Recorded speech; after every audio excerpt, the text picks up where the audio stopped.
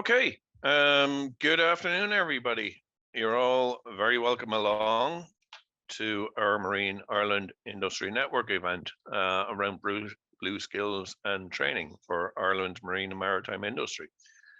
If you're a MIIN member, you know that we send out surveys on a fairly regular basis, getting an understanding of what our MIIN membership want and what they're interested in and where they'd like to see us do events or what topics they want us to cover.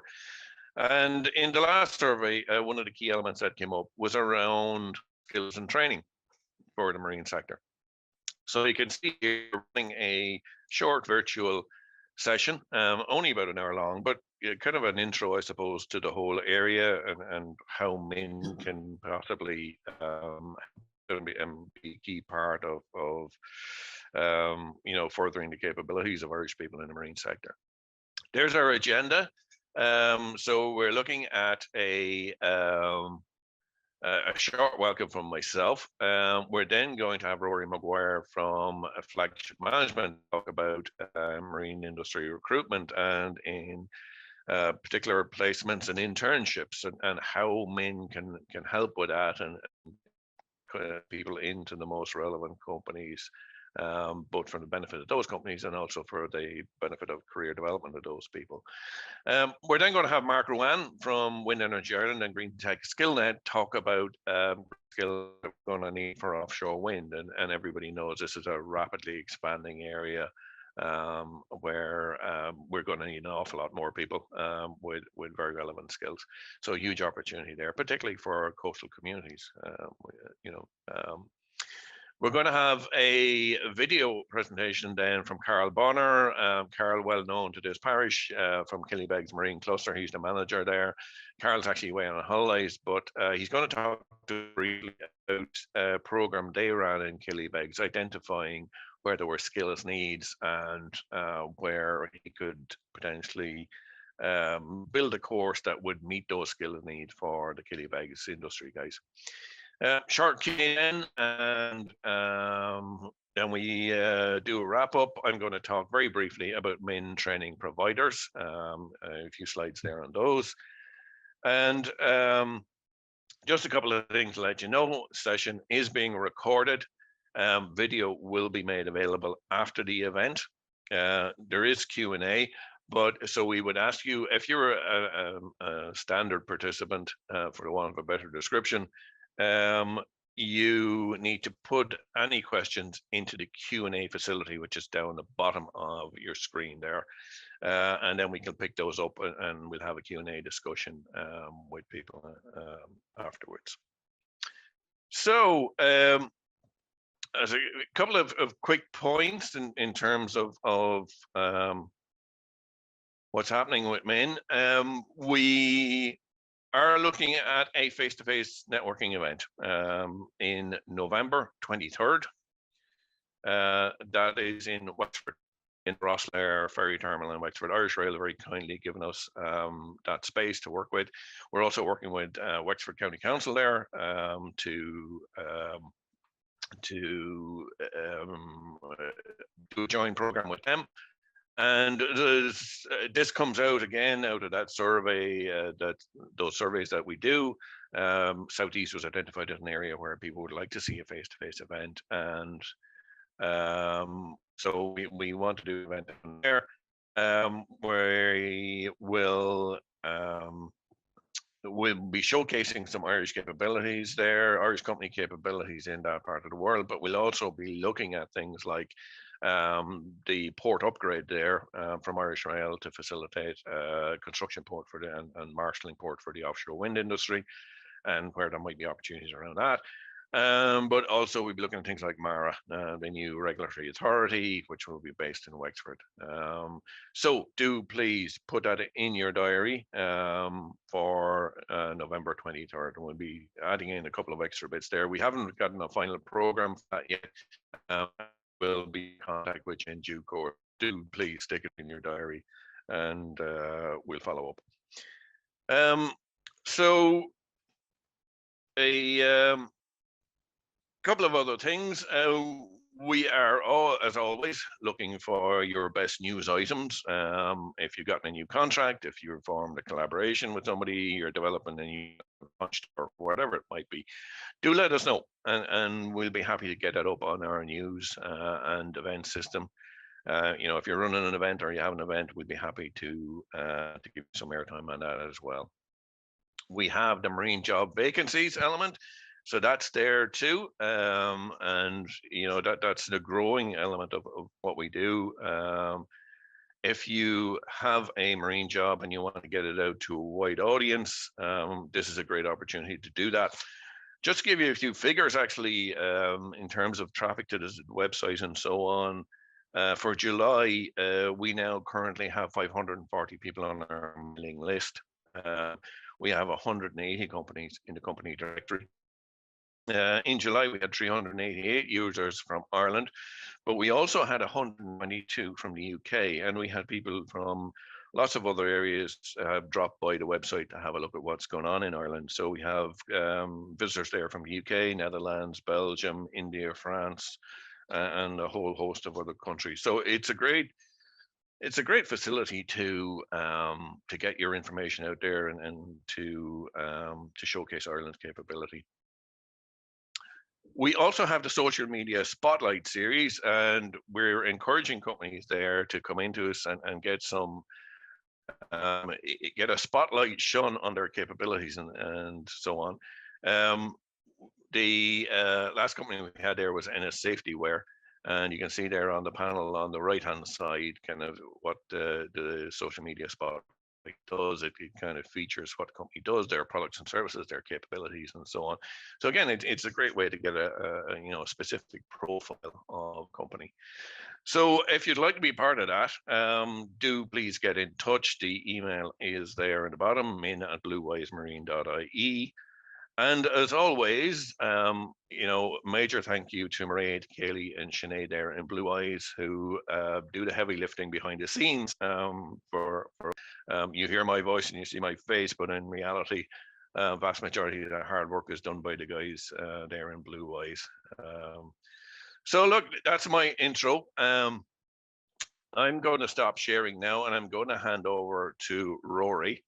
And Rory is going to talk about internship study that they did on behalf of Marine Institute and MIIN, and he's going to talk about kind of practical steps that we could take within MIIN that would help to place people in marine roles and indeed make the higher education system more aware of marine opportunities and marine sector roles. So Rory, I am going to hand over to you at this point. Okay, I'm going to stop sharing. That's great. Thanks a million. I'm just going to share my screen here. Thanks a million. Let me see now where I am. There we go. There is my, that's it, present. Share that. Okay, guys, can everybody see that? Yeah, we've got that, Rory, thanks. Okay, great. So listen, thanks a million. Just by way of quick introduction, I guess the reason we were asked to get involved in that piece of research is that Flagship is a global marine recruitment company, but we also get involved in feasibility studies and economic analysis, project management. So we kind of and educate. A lot of that relates to education development. My own background, I've been 10 years managing Flagship's business outside of the US. They're a US headquartered company based in Florida, but with offices across the US. I look after all of their business outside of the US.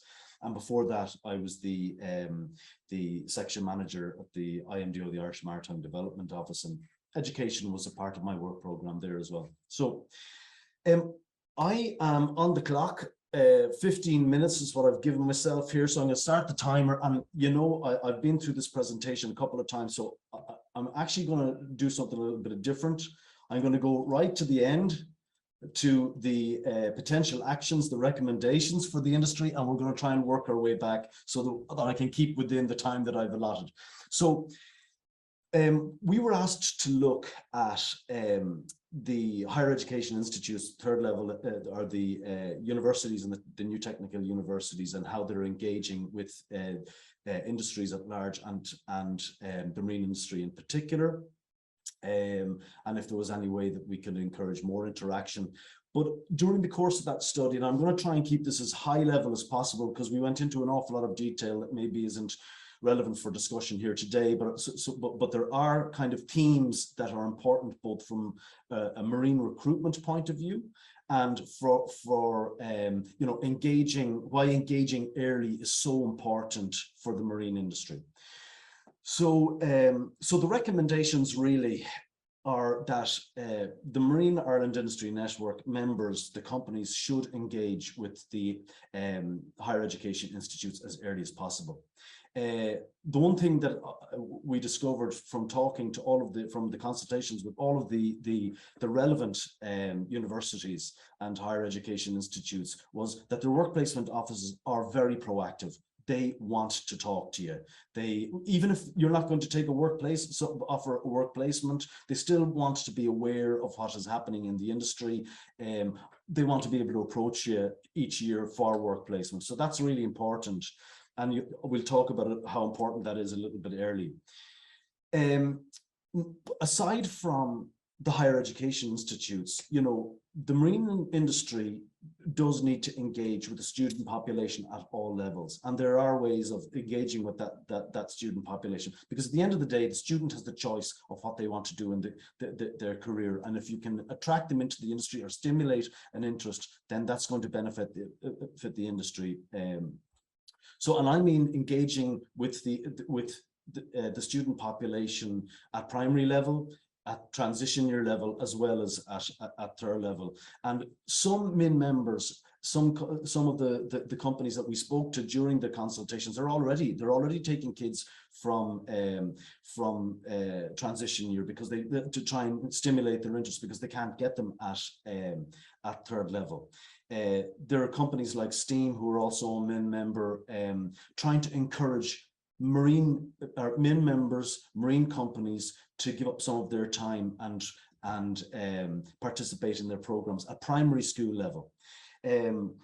You'll see why this is so important as we go back through the presentation. And then just, you know, the one real success of the Marine Ireland Industry Network for me is somebody who's participated in industry development here for, you know, 20 years now. This network is very successful at putting Irish companies together and getting them to look at overseas markets as well. You know, and there's a lot of confidence that's gained by dealing with members meeting at these events. Inviting higher education work placement offices to these events will definitely, you know, raise the profile of the industry, and it does need to be raised. As I said before, the HEI work placement offices, we spoke to 16 out of the 19 relevant HEIs around the country, their work placement offices, and every single one wanted to engage with the marine industry. That said, almost every HEI in the country has far greater demand for their undergraduates for work placement than supply, that there is supply at the moment. And that's particularly the case with the STEM subjects and the business courses. In some cases, there's now price competition for students for work placement. Companies are going in, and usually minimum wage was offered to students, but often there was the work placements they were looking for free work placements from students. Now minimum wage is a minimum expectation; it's a legal requirement, and companies are actually offering a lot more than just minimum wage to encourage graduates or undergraduates that may not graduate for, you know, a year and a half, 2 years placement programs. And they have been in many cases going into some of the higher education institutes and just hoovering up a whole class of business graduates or software engineers. So that's what the competition is like. That said, students still make the choice, and students are still choosing courses, still choosing work placements where they know they're not going to get paid either in the charitable sector or to get social work experience. So the marine industry has a lot to offer. It can offer, that romance of the sea. It can offer cutting edge R&D activity, and MIIN members are involved in very cutting edge technologies. So we've got a lot of things that we can sell to students. That's when we spoke to MIIN members. Many are already offering minimum wage if they're engaging in work placement, and most of the companies had work placement at some stage in the past, but that doesn't mean that they shouldn't, even those companies that are unable to offer work placement shouldn't still engage with the higher education institutes.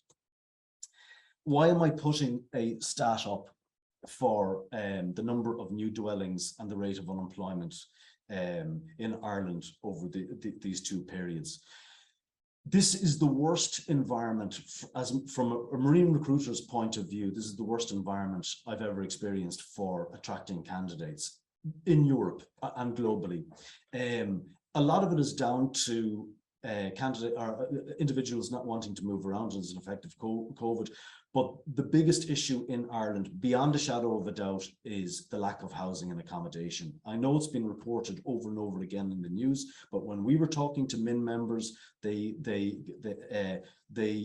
claimed over and over again that they were able to offer jobs to foreign nationals, or they were able to identify candidates, but when the candidates started to look and see if they were able to relocate to the location of the MIIN member, there was no accommodation available. It's a problem we're experiencing, particularly in Ireland. Unemployment in Ireland is about 4.3%. That's lower than it was in the Celtic Tiger era. So all the stories about trying to get people to go back to work, we're at a zero economic unemployment rate at the moment. There isn't a whole lot of people to go back to work. There are 58,000 jobs being advertised in Ireland today. And there just isn't the people to do them, and all of this is compounded by the situation globally. So a little bit of context. We have the consolidation of the LITs into a lot of the new technical universities, and I think that's going to be a real strength in the future. The technical universities will be well resourced to develop new strategies for work placement and deal with things like hybrid working, because work placement at the moment is a 9 to 5, Monday to Friday expectation from the university. The fact is, most companies now are operating hybrid working. So, and these work placements still need to be supervised from Monday to Friday. So I think with the consolidation of the technical universities, we'll maybe see some changes in strategy. There are constraints on the mobility of students. That might be an opportunity for MIIN members that are located next to a technical university. Kids are not going home for the summer now because they're afraid that they won't be able to retain or get their accommodation back in September. So there's less movement of students around the country. The demand for MIIN members for appropriate skills. The MIIN members are operating across food technology, device development, offshore wind, in very, very cutting edge areas.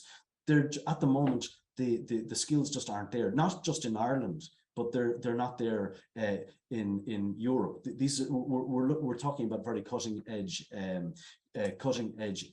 research areas and cutting edge operations. The skill sets need to be built up to meet those, and I think Mark certainly will be talking about what the Skillnet green development is. I mentioned before, there's competition between multinationals and Irish SMEs in the industry for work placement, but also for general skills. The profile of the marine industry is very low. If you go to the man on the street and ask them who the big players are in pharma or who the big players are in IT, they'll talk about the Pfizers. They'll be able to name Pfizers or Amazons or the LinkedIns or whoever. nobody's going to talk about the Maersks or the Carnivals or the DP Worlds in the maritime space. These are our industry is hidden, and that lack of a profile is something that needs to be overcome. It underlines the importance of engaging early with the population at school level to try and bring people into the industry. This is a chart of, I hope you can see it, it's not very clear, but the upshot is that the unemployment rate around Europe is 6% at the moment. That's historically the lowest it's ever been.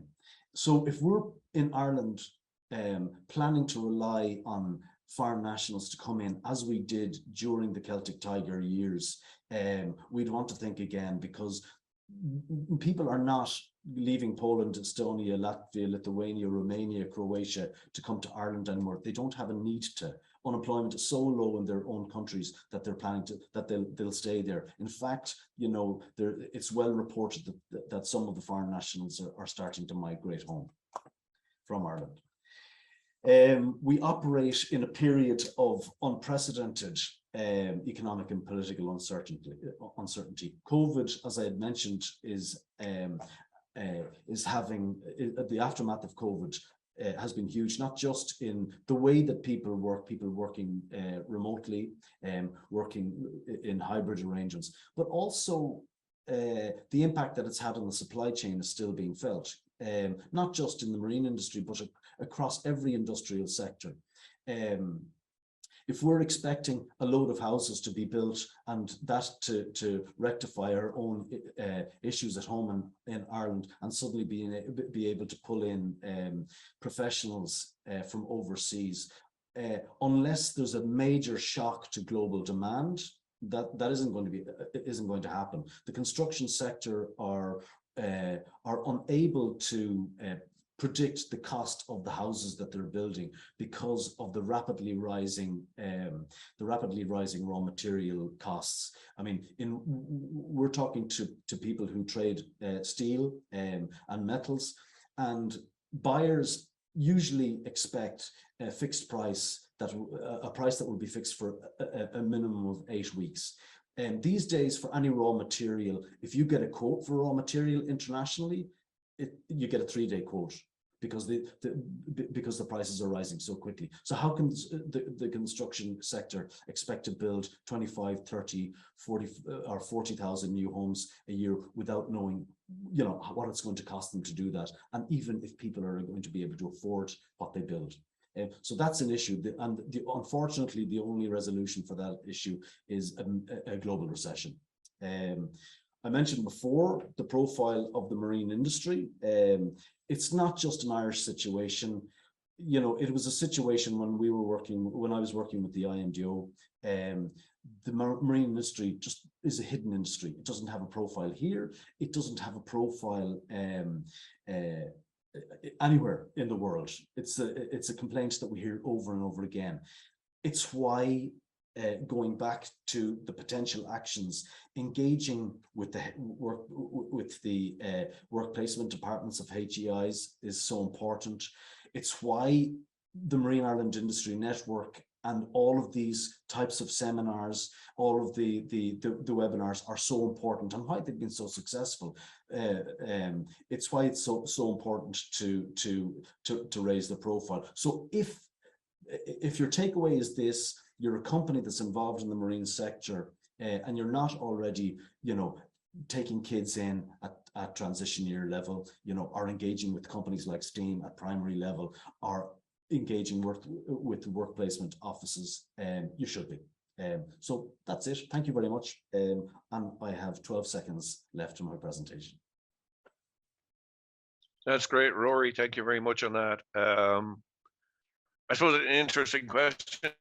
Okay, the bigger picture stuff around building more homes and that kind of stuff, we can't do much on that in terms of MIIN. But you know, in terms of practical steps in terms of raising the profile of the industry, then, you know, there are things we can do there. So one of the things that I've done is that Rory interviewed quite a number of people, HEI placement officers across the higher education system. And one of the things that came back from that work was that they really would welcome a chance to get a better understanding of the marine sector and where the opportunities lay and so on. So we will do an event with those key people in the higher education system to talk about marine, to talk about you know, where there are opportunities, things like the emergence of offshore wind and how that's going to impact. And we'd certainly welcome some MIIN members coming along to that and talking about their companies and kind of where you know, what they do and where there are opportunities there in their companies, you know, around key roles and so I think that's a place where we can start. We can certainly have a thought process about what else we do, and just putting it out there to the MIIN members who are all logged online. You know, if you have thoughts on things that we can do in a practical way to help raise the profile of the marine sector with students and with the higher education people, placement people, then let us know. Okay, Rory, that's great. So you might stop sharing, Rory. Sorry, you have stopped sharing. And we're now going to go to Mark Ruane. Mark is with Wind Energy Ireland, but he's also with Green Skillnet, and he's going to talk to us about the work they've been doing on offshore wind in particular, and the skill sets and capabilities that we're going to need in the future there. So Mark, if you share your screen, you're good to go there. Let me know if you can see. Yeah, great. Super. Yeah, thanks, we've Liam. got that. Thanks, Mark. All right, thanks for everyone for having me. So I'm Mark Rowan. I'm the manager of the Green Tech Skillnet. I'll be talking about skills for offshore wind and what the Green Tech Skillnet are doing to service that. So the Green Tech Skillnet is an industry-led initiative run by Wind Energy Ireland. That means that our strategy is directed by our member companies, many of which sit on a steering group and guide us. We work in partnership with a government agency called Skillnet Ireland, who are part of the Department of Education. We identify skill needs through conversations with member companies, through consultations and research, deliver impactful training and offer discounts to eligible companies with grant funding that's awarded by Skillnet Ireland each year. We develop programs for job seekers who are looking to upskill and start a career in the sector, and we give them work placements with companies. I'll talk a bit more on that later. We sponsor industry events and networking events. We do promotional educational materials with key stakeholders and schools to let them know what the opportunities are in the sector. And we do general green tech skills advocacy. So you can see there from this slide, Wind Energy Ireland have a wide range of onshore and offshore wind stakeholders, and that covers developers, manufacturers, supply chain, service, finance, legal, consulting. So it's everything to make this industry tick. We cover a wide range of courses, which I'll briefly touch on now. So we have an excellent offshore course on planning and development that will be available shortly on our website.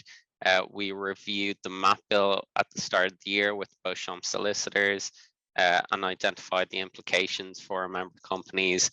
That's also free and you can access that on our website now. We have courses on graduate training programs, green hydrogen, grid, markets, etc. We also do sustainability courses. We develop sustainability courses for developing your sustainability strategy, doing carbon footprinting assessments, ESG reporting, just to name a few. We work in other green technologies, so we deliver solar PV installation, microgeneration, heat pumps, energy storage, We run health and safety accredited courses that are globally recognized, like IOSH, GWO, wind turbine safety rules. We disseminate the latest reports and the recommendations and the implications for our member companies. Finally, we provide soft skills training and workplace resilience.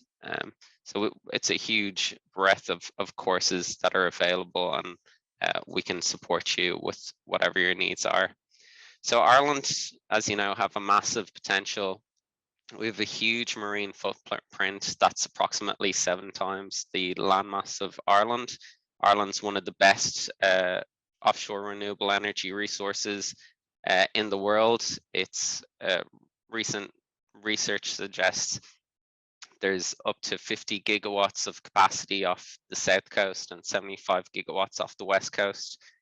So to take advantage of this resource, we'll need a talented workforce. And that's what we'll look at next, what skills are required, and a little bit about what Green Tech Skillnet are doing to meet those. So Green Tech Skillnet have partnered with a range of industry leaders and experts to produce 4 reports which touch on job skills required for offshore wind and related technologies. The main one, which I'll go into more detail after this, is for offshore wind, would be the Harnessing Our Potential report, released in March 2020. It's an in-depth overview of capability to deliver the at the time 3.5 gigawatt target, and it has an in-depth overview of jobs required. Our climate neutral future looked at getting a zero carbon economy by 2050 and how many jobs could be created by that.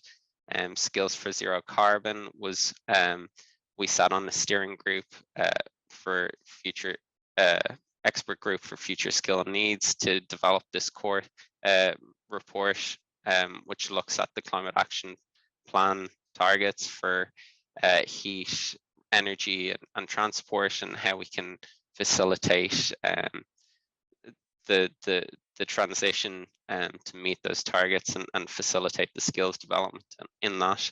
And the green hydrogen report was released this year, and it stated that up to 600 jobs could be created in green hydrogen in Ireland, and up to 1,200 jobs, additional jobs created indirectly as a result of an establishment of an industry in that.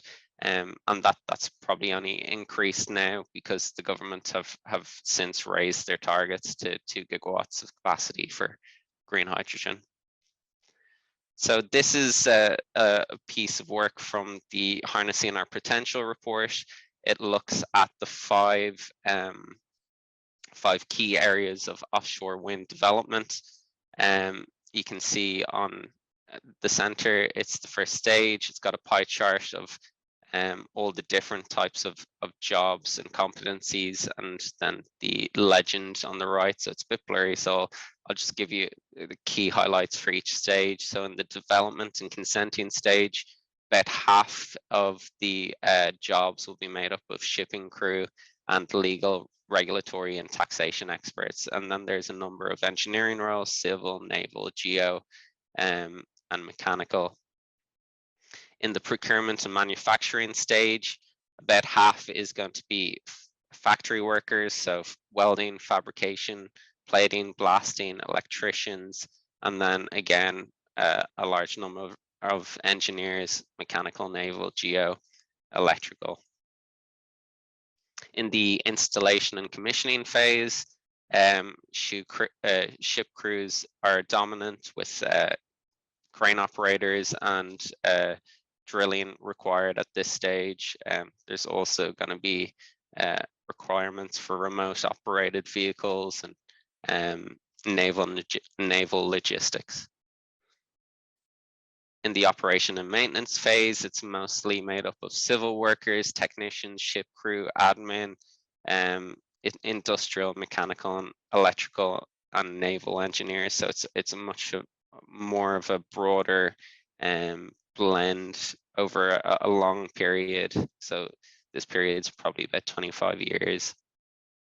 And then finally in the decommissioning, it's technicians, ship crew, truck drivers, industrial, mechanical, electrical, naval, civil engineers. And I suppose the main takeaways that I'd want to point out is that people are needed at all level of educational backgrounds and professional backgrounds, across third level, across apprenticeship, across certifications. So everyone's required to build this industry, and there's massive opportunity for anyone who's interested in getting involved.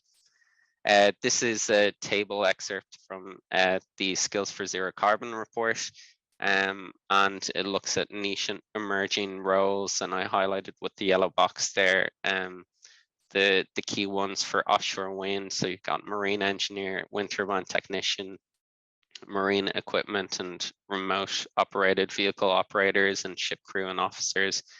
So like to highlight, the ship crew officers have about 1,400 new full-time requirements to 2025, and another 1,400 new additions to the workforce required out to 2030 after that. So huge numbers. We'll need 50 wind turbine technicians a year to 2025, and then 65 to 2030 after that, and that was under the 5 gigawatts of offshore wind targets and 8.2 gigawatts onshore. So those numbers are just going to increase. And at the moment, we only have the Kerry College apprenticeship program for wind turbine technicians, and Green Tech Skillnet are also advancing a program to help with that. We're also trying to work with the National Maritime College of Ireland, so hopefully we'll have some good solutions coming out of that in terms of bridging programs to make sure that we'll be sufficiently able to meet the demands of the sector. So this is our Skills Connect program. Skills Connect, we ran 2 separate programs. They won an award for Best Talent Development Initiatives. These were centered around job seekers looking to get into the industry. The work in wind had extremely high level applications from bachelor's to PhD level, people looking to get in the door and get their first job in the sector and advance rapidly after that.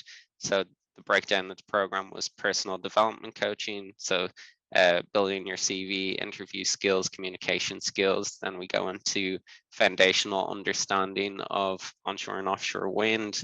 What does it mean? What's the terminology? Hearing from experts on their career paths.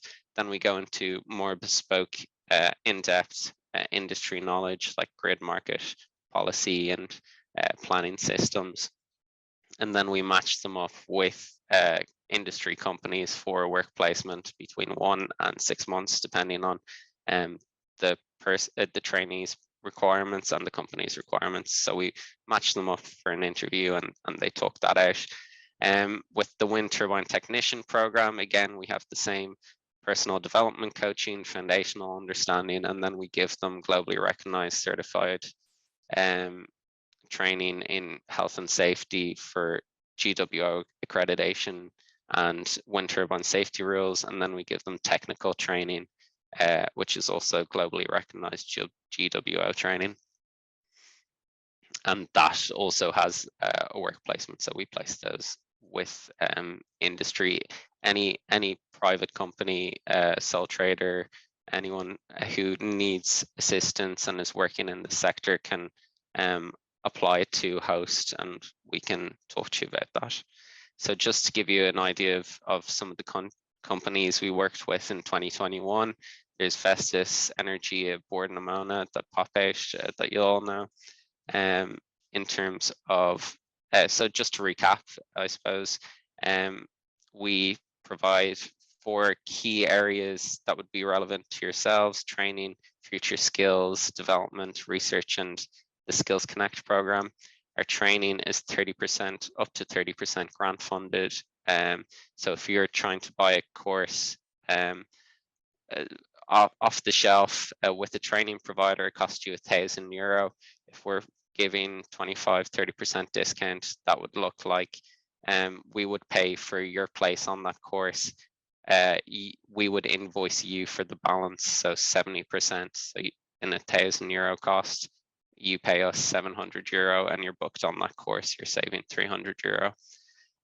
With future training skills, if you identify that there are no training in Ireland for something that you've identified as a skill gap in your organization, we can look at developing one with training providers or industry experts. And if it's a more advanced, expensive course, we can also get additional grant funding to help with the development cost of that. We do research on emerging technologies and the employment opportunities from those, and we can do company consultancies for skill analysis in your company with up to 50% match funding.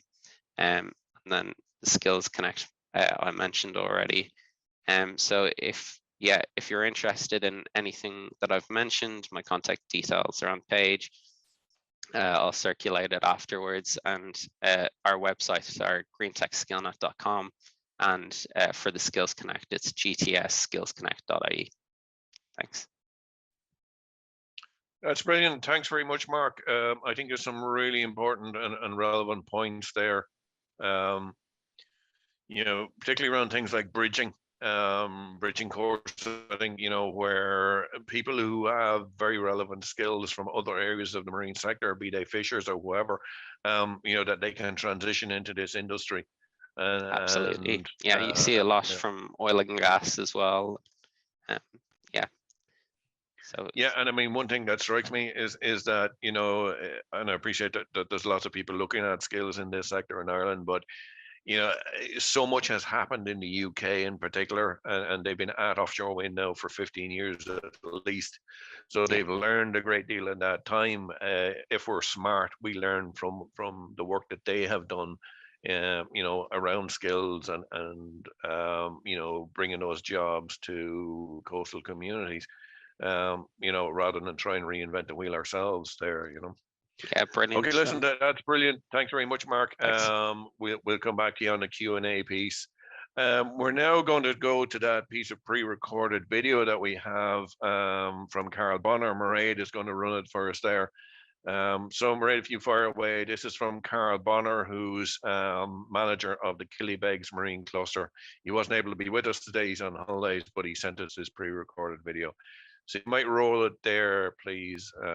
Right. So good afternoon, everyone. My name is Karl Bonner, and I'm the cluster manager for the Killybegs Marine Cluster, based obviously in Killybegs, County Donegal, and we are affiliated with the Atlantic Technological University, and we're actually one of 4 clusters that are affiliated with the Atlantic Technological University. So just to give you some background and some context into the Killybegs Marine Cluster. So the Killybegs Marine Cluster is one of 12 clusters on the island of Ireland that is part of Enterprise Ireland's national clustering programme. And as I mentioned, we're one of 4. There's 3 other clusters affiliated with the Atlantic Technological University, which is now the biggest university on the island. And those include an engineering cluster, BORMAC, in Sligo, and Wood Connect, which is based down in Mayo, Galway, Mayo, and also Connected Health cluster as well in Galway, Mayo. So that's the 4 clusters out of the 12. So we are funded, we're 100% funded by Enterprise Ireland under the Regional Technology Cluster Fund. And we have 4 key objectives, which is to develop the internationalization, new business development and scale or / competitiveness within the businesses, or to foster new talent and skills, to provide access to research, development and innovation, while also developing the wider cluster and the ecosystem itself.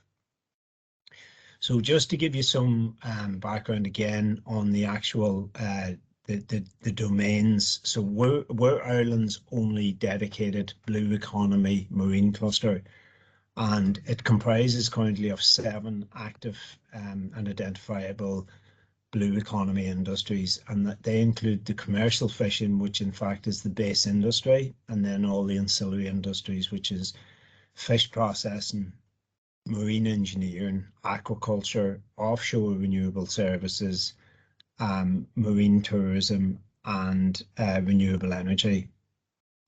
At the moment, we currently have 20 members, and collectively they have annual revenues in excess of 300 million, while providing employment for in excess of 1,000 people from the local area. And the businesses are already very internationalized, with 95% of the revenue or the turnover already coming and being extracted from international markets. So part of my role is obviously engaging directly with industry to try and find, challenges or pain points that they have, and the sort of common resurfacing concern and challenge is skills, and that's sort of looking at attraction and retention. So how do we attract and retain skills within the blue economy? So we have almost a subcluster. So we've been working with the marine engineers within Killybegs as well directly, and a sort of a collaborative approach with Donegal ETB and an industry, namely the engineers. We are now beginning to address this challenge by creating Ireland's first bespoke marine engineering traineeship, and that's likely to roll out towards the latter end of Q4 2022. So the program is a sort of a blend of accredited and non-accredited qualifications, and we're targeting personnel that's interested in a career in the blue economy, but maybe not sure as to what direction to go, and maybe not the commitment or the long-term commitment of an apprenticeship. So it's a way of attracting people into the sector. So we have co-created this bespoke engineering traineeship with Donegal ETB and 6 of the engineering companies based in Killybegs. And as I say, it's there's going to be a blend of accredited and non-accredited modules in there. Hi, Karl. Okay. This is Liam Curran here. So I suppose a couple of questions there for you. Thanks very much for that, by the way, but a couple of questions for you on that. How did you come to the conclusion that that particular course or that particular combination of modules and training were what was appropriate for your industrial base? Like, did you go out and canvass the companies and say, explain to me, guys, what you're looking for? Where do you see gaps? Where do we need additional skills? Just talk us through that piece as well, please. Yeah, no, it's a very, very good question, Liam. So thanks for that. Yeah, that's exactly correct. Basically, what we did was we engaged with the industries first and foremost to see what was the common challenges.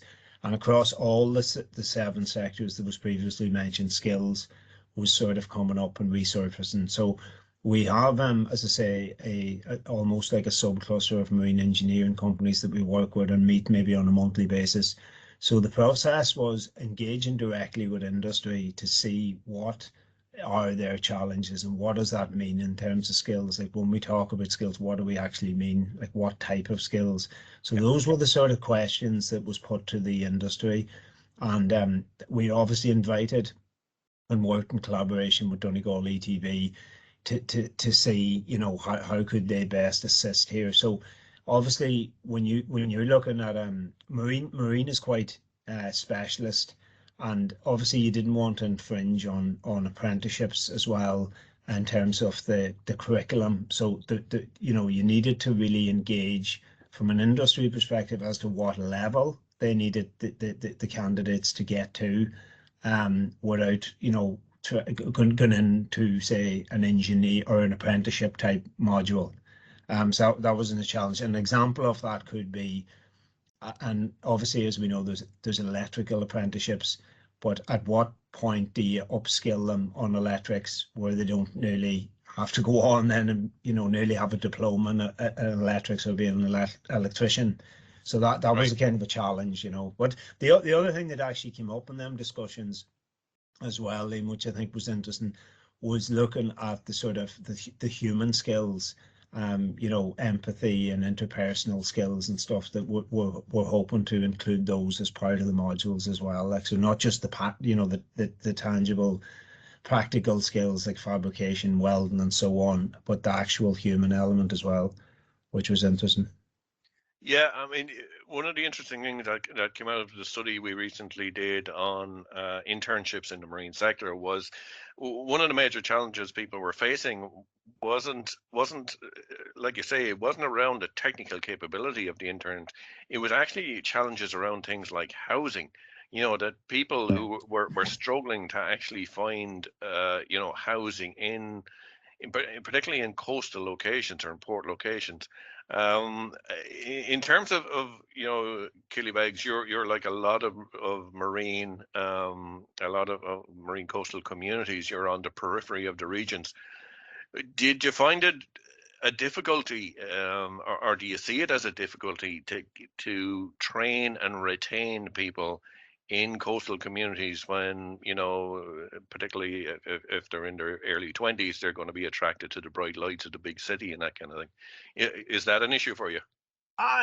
No, it certainly is. And I'll just give you an example of that. Like, I suppose where I see it, of course you can't, you know, discard it. I think it is a challenge, like, but as much as there's a challenge there, there's also an opportunity.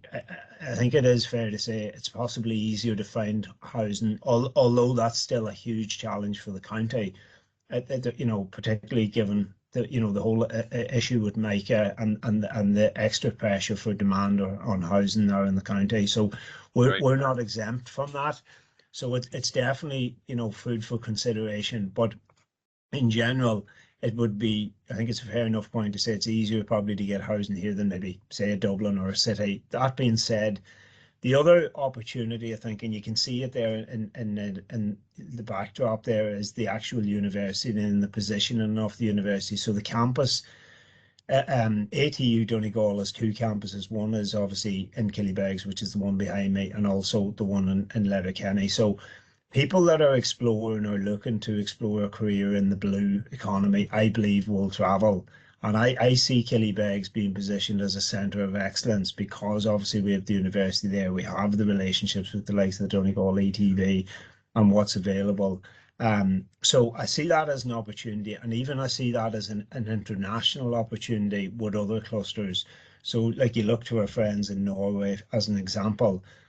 Again, they don't have an issue with education through marine because they're a marine focused country, but they do have an issue with retention because obviously the minute they qualify, they want to go, as you say, to the bigger and brighter lights. But the reality is naval architects and marine engineers are ending up somewhere else in the globe, which is often in a port or a fishery harbour. So my thinking is, well, why not have them come here? Maybe there's an international opportunity and stuff. So to see it more as an opportunity and how we can sort of work in collaboration to turn it into an opportunity, you know.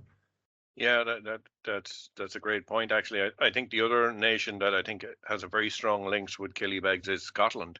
Yes. You know, and there's a huge amount happening there, particularly around offshore wind and those skills that you're helping to build up there and around fabrication and welding and all those are all very, very relevant skills for that industry.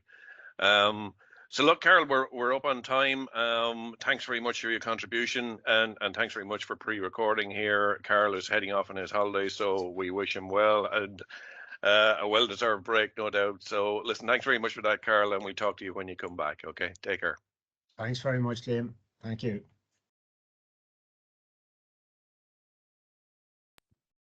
So that was Karl there, area at Marie. Thank you for running that piece of video there. I would just we'll go down to Q&A, and we've got 5 questions there in Q&A. Just quickly run through them. John Boyd came in earlier there. And he says, not a question, much more an intro, coordinator of smart RB training programs and placements for graduates, postgraduates, and practitioners there. smartcschool.com. If anybody wants to have a look at that, good to know that that's there. From Karen O'Neill, thank you to all the speakers for their insights. For Mark Ruane, is there a date for when the Green Tech Skillnet Offshore Planning, Consenting and Development course will become available? Mark, do you want to take that one? Sure. So we've just gone through the procurement for buying that course. So I'm organizing that with the trainers, Cabinet Authority, Geo Solutions at the moment. I'm hopefully targeting October, end of October, November time. So it'll be 6 modules, 6 days over that period. Okay, very good. So 6 days around planning, consenting and development of offshore. Another question for you there, Mark. You mentioned a recent estimate, and this is from an anonymous contributor. You mentioned a recent estimate for the offshore wind resources. Could you please share the source of the numbers you provided? Thanks. I don't have that to hand. I got it off our policy team yesterday, Okay. so I can get that source for you and I'll share it with you. Okay, yeah. One thing that struck me there as well, by the way, is that one of the key pieces that we didn't touch on to such a large extent was around digital, and that's a real opportunity for Ireland there. You know, certainly for offshore wind and indeed the broader marine sector. You know, you're going further offshore, you're going to need comms, you're going to need IoT connectivity. You know, robotic systems, connectivity to those. You know, remote condition monitoring, all that stuff, that's all going to be needed in the future, and that's something that Ireland's quite good at, but we don't necessarily have pivoted that into marine. So something I think that there's a real opportunity around there as well. Anna Hill says, thanks for the presentations. I'd be happy to speak about what we are doing at a future event in 2023. Yeah, do please get in contact with us, Anna. I agree that it's important to make the marine sector relevant to the bigger picture, addressing climate action challenges for 0 by 50, and to work at all levels of education and public engagement to boost the marine economy. It's a very, very relevant issue, Anna. The marine sector and things like offshore wind have a huge role to play in decarbonisation. We all know that, and out of that, hopefully, will come a very significant employment opportunity. Question from Darrell White: is there an update to harnessing our potential? And that would be for Mark again. Is there a plan to update harnessing our potential, Mark, to reflect the current 7 gigawatt target? So I think what they mean there is that when harnessing our potential came out originally, it might even have been the original 3.5 gigawatt target, I think, was there. So there's a question: are you planning to upgrade for the 7 gigawatt? Yeah, I'll always be looking to update our research. So we'll be putting in an application at the end of the year for funding for that. But if we don't get that, we have good guidelines, and there's reports from IRENA that do estimates based on 500 gigawatts or 500 megawatt projects, so we can scale up using that as a baseline. And we're working with a mixture, a consortium of companies across Europe on a T-Shore project, technical offshore wind skills, and there'll be some outputs from that will reflect the target as well. So it'll look at what frameworks are needed, and we'll have a piece on the skills required. Right. Okay. Cool. Okay. Look, I might very quickly share my screen again. Where we've done the Q&A element. I'm just going to quickly share my screen if I can. And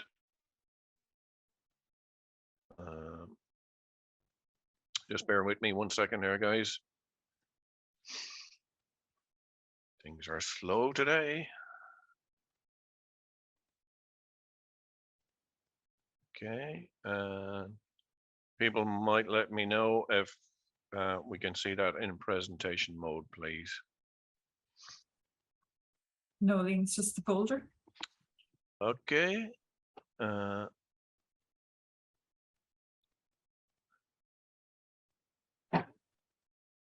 So I'm just switching there now, and we should hopefully have it presentation mode.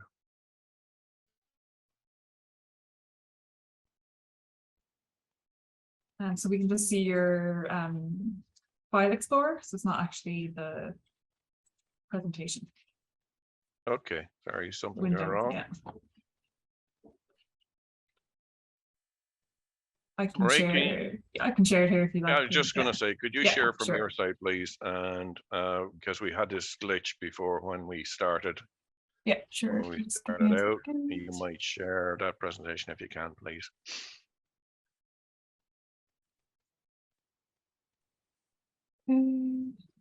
Yeah, that's good. And if you go to presentation mode there, we should have it in.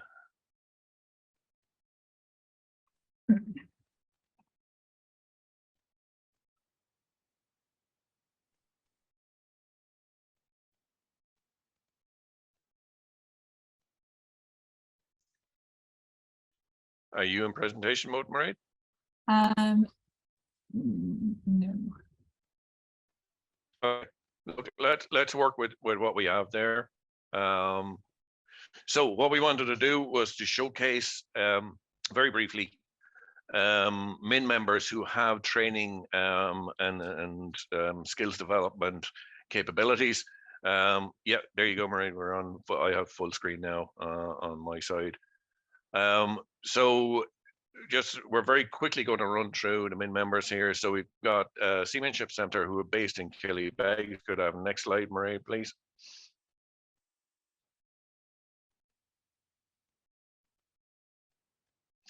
Yeah, so you see there the guys do a very pragmatic kind of mainly, obviously, primarily based around fishing, but you've got your standard kind of deckhand training, medical training, sea survival, and then you've got your specialized courses around engine, AR, rib capsize and recovery, you know, all those kind of good areas, deck, crane usage, slinging, and so on. Next slide, please, Marie.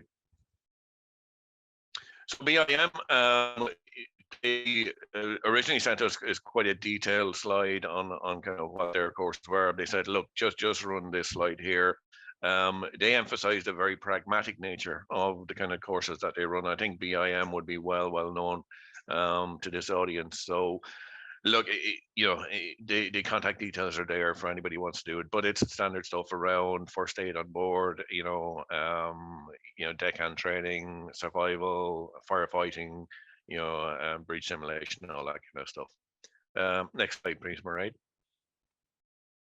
So Eric, this is our friends up in Donegal, close to Killybegs. Next slide, please, Marie. And they're doing a lot of work on GWO skill sets. So obviously very important for the offshore wind industry and indeed the onshore wind industry. So they're doing quite a bit in that space. Contact details, by the way, for all the companies are there on the bottom of the individual slides. So you can get in contact with them, or indeed, if you want to get in contact with us, we'll put you in contact with the companies. Next slide, please, Marie. ASL, this company is based in Arklow, so they're right in the middle of the phase 1 projects there on the Irish Sea, and kind of they're gearing up for those projects. So they, again, GWO, STCW training courses, you know, small boat handling and so on. So they're doing a lot of that space on the southeast. So we might actually get them to come along, in fact, to Rosslare and talk about the work they're doing there. Okay, next slide, Marie, please. And there they are, yeah. And of course, the big daddy of them all, the NMCI, you know, probably doesn't really need an introduction here. But look, we said we'd add them in because they are such a critical element of the training and skills part. And as Mark said, you know, they are looking at things like the bridging element, taking skill sets that already exist in the marine sector, whether they're in fishing or whether they're in you know, other areas of marine workboats or vessels or whatever it might be, and working out how can we you know, bring those skill sets, bridge those skill sets into offshore wind and have an appropriate qualification there. I think that's the last slide, Marie, is it? Yep, that's it. Okay, guys, so look, that's our very brief and introduction to skills. If you have any thoughts around that and how MIIN can be of value in terms of developing those skills further for the marine sector, do please get in contact with us, because we'd like to understand how we can contribute in MIIN to this area.